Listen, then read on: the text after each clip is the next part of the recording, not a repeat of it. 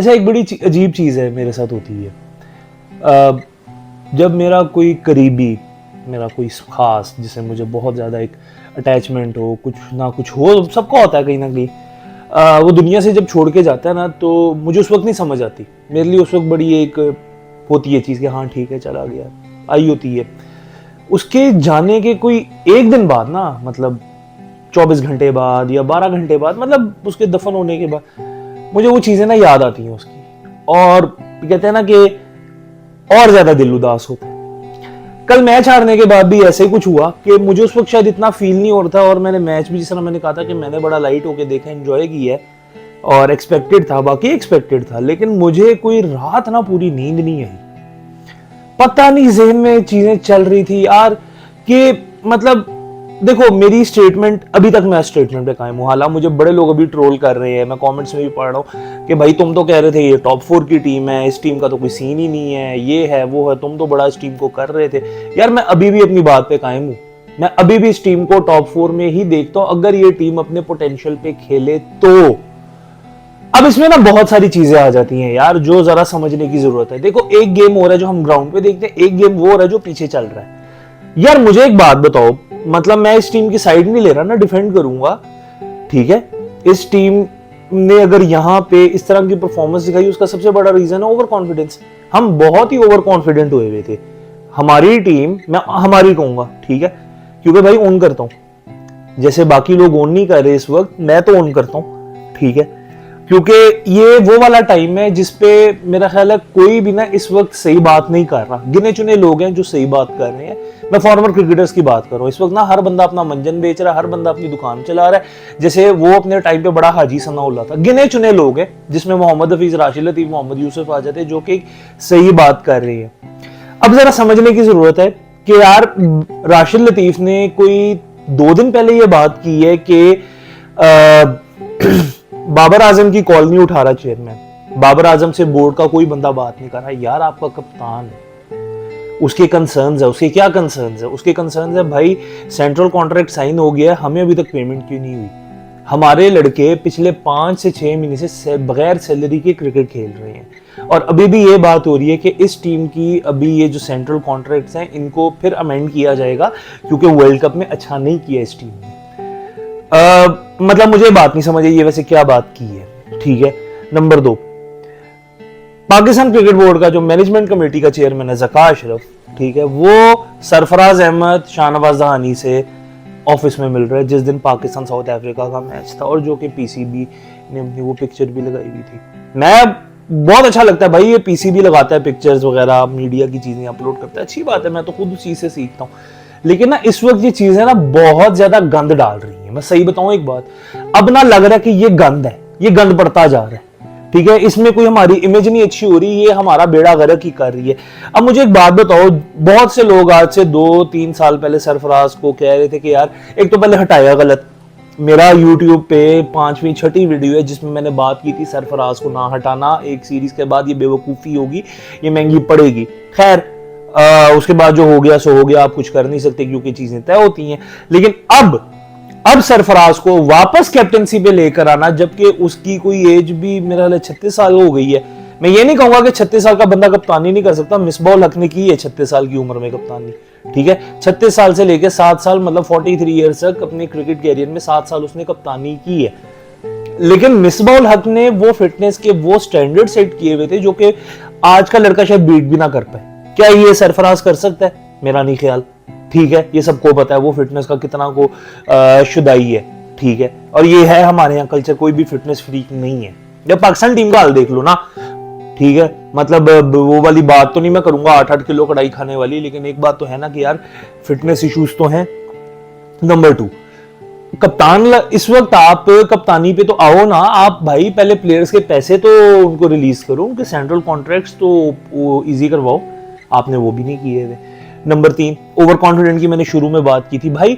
जब आपका opener Imamul Haq podcast में जाएगा, प्रेस कॉन्फ्रेंसेस में बात करेगा, मेरा 49 के एवरेज है, मैं तो अपना अच्छा बहुत करता हूँ, भागे ये वो, मेरी जान, दूसरा इवेंट है आपका मेगा इवेंट, आपने कोई परफॉर्मेंस नहीं दी, कोई इंपैक्टफुल परफॉर्मेंस नहीं थी जिसकी वजह से आपको टीम में अब आगे कंटिन्यू किया जाए। नो डाउट बहुत एक्सपीरियंस है, नो डाउट जी सब है, लेकिन अब इस चीज पे ना फैसला करना पड़ेगा।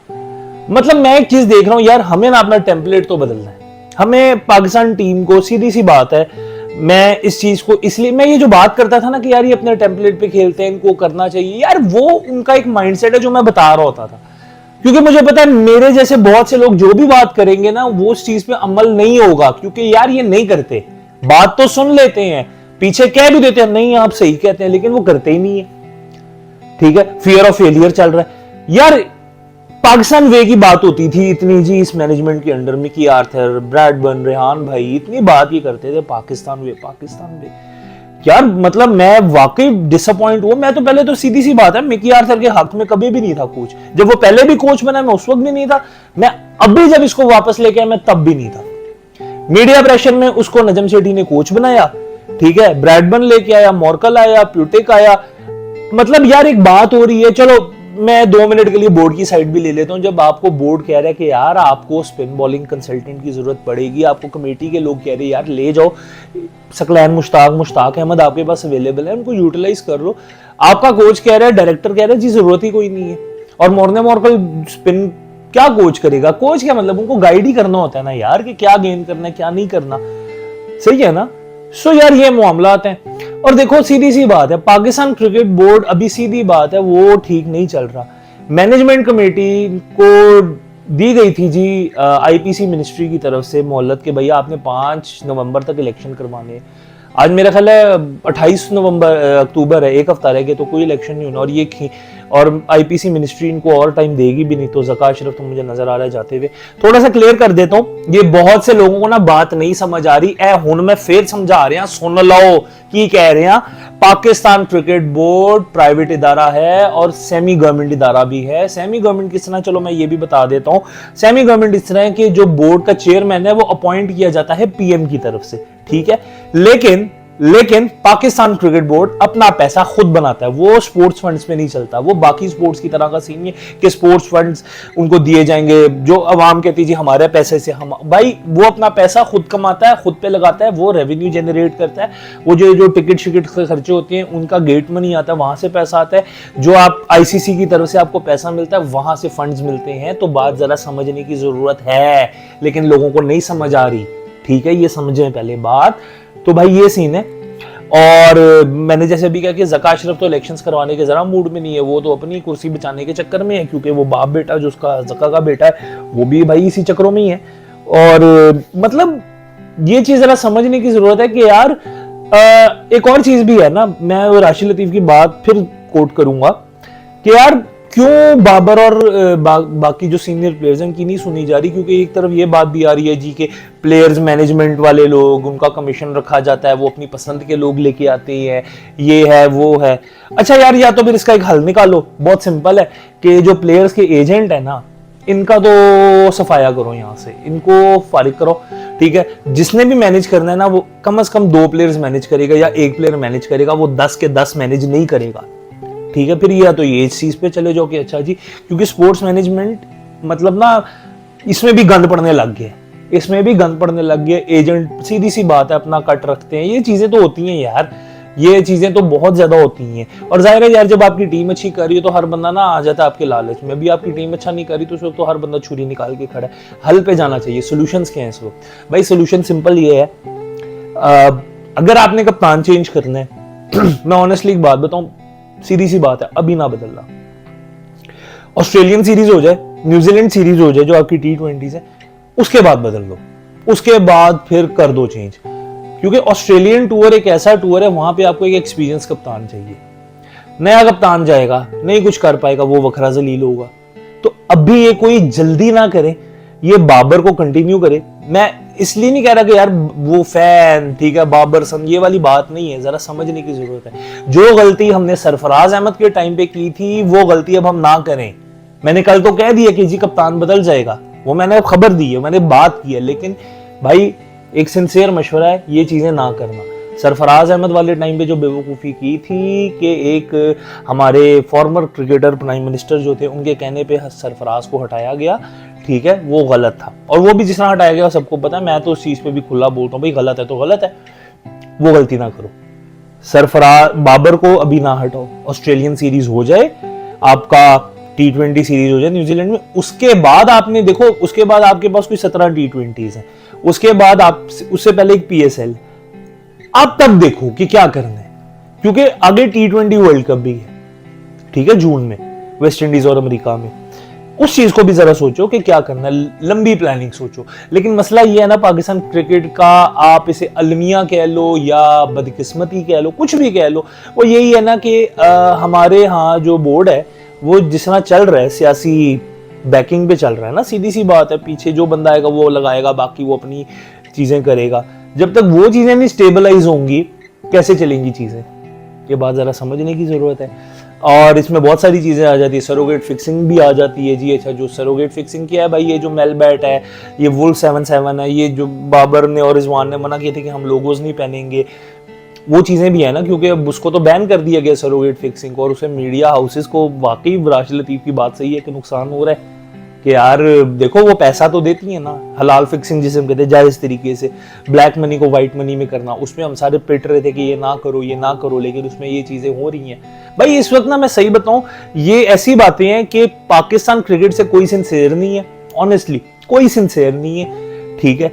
हर बंदा अपनी दुकान चमका रहा है, हर बंदे का अपना फुद्दू लगा हुआ है, वो कह रहा है भाई जैसा चल रहा है चलने दो, सही है। और मैं तो अभी यही कहूंगा भाई, ठीक है, वर्ल्ड कप सॉर्ट ऑफ खत्म ही हो गया, अब सिर्फ कोई मौजा करामात कुछ हो तो आगे जाए, जो कि मुझे तो नजर नहीं आ रही, लेकिन चीजों को ठीक करने की जरूरत अभी नहीं है। वर्ल्ड कप हो जाए फिर आपने जो करना है करें, सही है। मिकी आर्थर को हटा नहीं सकते, हटाओगे तो वो आपसे 2 साल के एडवांस पैसे लेके जा रहे हैं, ठीक है। ये मैनेजमेंट ने पहले कह दिया था, इस मैनेजमेंट ने कि जी हम जाएंगे, ठीक है, आप हटा दो, फिर हमें 2 साल की एक्स्ट्रा पेमेंट करो। अब मिकी आर्थर को देखो लगाना भी गलत था, क्योंकि मैं उस टाइम कह रहा था कि यार ये उधर भी डर्बीशायर काउंटी में भी काम कर रहा है और इधर भी कर रहा है, ये मैनेज नहीं हो पाती भाई। और देखो सीधी सी बात है, डर्बीशायर काउंटी का भी हाल देख लो, आखिरी पोजीशन पे खड़ी है। पाकिस्तान टीम का सबके सामने, श्रीलंकन टीम को जब ये था साथ, वहां भी हाल देख लो क्या था। सो भाई आप एक चीज नहीं समझ रहे कि हम एक बात कहते हैं जी, हमारे यहाँ जो पाकिस्तानी कोचेज हैं वो उनकी वर्दियां नहीं उतरती, वो अंदर से उनका वो क्रिकेटर नहीं खत्म होता, क्योंकि वो अभी तक उसी जोन में होते जी हम क्रिकेटर हैं, हम लेजेंड है, वो अभी कोच वाले जोन में नहीं आते। गोरा जो है वो अपनी लाइकिंग डिसलाइकिंग रखता है कुछ प्लेयर्स को लेके, लेकिन गोरा जी कहते हैं जी पॉलिटिक्स में नहीं पड़ता, ये भी एक वैसे फजूल किस्म की बात है। तो यार इसका कोई तो सोल्यूशन होगा ना, मतलब मैं एक सीधी सी बात है, सकलैन मुश्ताक जैसा बंदा जो भी था यार, कुदरत का निजाम जो भी, मैं तो उसको कहता था यार, वो टीम को जेलन रखता था, टीम को लेके चलता था और एक ही जॉब कर रहा था ना, वो कोई मल्टी जॉब थोड़ी कर रहा था। तो आपने तो वो गलती भी की है ना, बात जरा समझने की जरूरत है भाई। सो हल निकालें, लेकिन अभी ये 3 मैच हो जाए, 3 मैचेस के बाद बैठें क्या करना है क्या नहीं करना। लेकिन बस ये कहूंगा कि अभी बाबर को ना हटाएं। मैं ये नहीं इसलिए नहीं कह रहा भाई बाबर फैन हूं, मैं सीधी सी बात करूंगा, अगेन रिपीट कर रहा हूं, वो गलती ना करो जो सरफराज के टाइम की थी। बाबर को ऑस्ट्रेलियन सीरीज दो, न्यूजीलैंड सीरीज दो, जो 5 T20s हैं, फिर फारिग कर दो। और टेम्पलेट बदलने का क्या तरीका है भाई, जो डोमेस्टिक के लड़के हैं उनको आगे लाओ। साइम अयूब बहुत अच्छा लड़का है, उसको लेकर आओ, उसने जिस तरह वो फॉर्म ऑफ हिज लाइफ में चल रहा है उसको करो भाई यूटिलाइज। उसको यूटिलाइज कैसे करना है, आपने उसे व्हाइट बॉल में 1 डाउन नहीं करवाना, फिर आपने ओपन करवानी है, ठीक है। आपने अपना अगर टेम्पलेट बदलना है ना, तो फिर आपने चीजों को चेंज करना है, ठीक है। हम बात तो करते हैं जी मॉडर्न क्रिकेट, लेकिन नहीं खेलते भाई, सीधी सी बात है, फैक्ट है, मॉडर्न क्रिकेट नहीं खेलते। हम गिरते पड़ते इसलिए तो फाइनल्स में आ जाते हैं, क्योंकि हमारा बस वही है जी दुआओं का निजाम। तो ये चीज है। खैर इश्यूज पे जरा बात करनी थी, उधर ऑस्ट्रेलिया और न्यूजीलैंड का चल रहा है, फेंटा फूंटा लग रहा है उनको भी, तो अब देखते हैं क्या होता है, ठीक है। तो ठीक है, जाओ।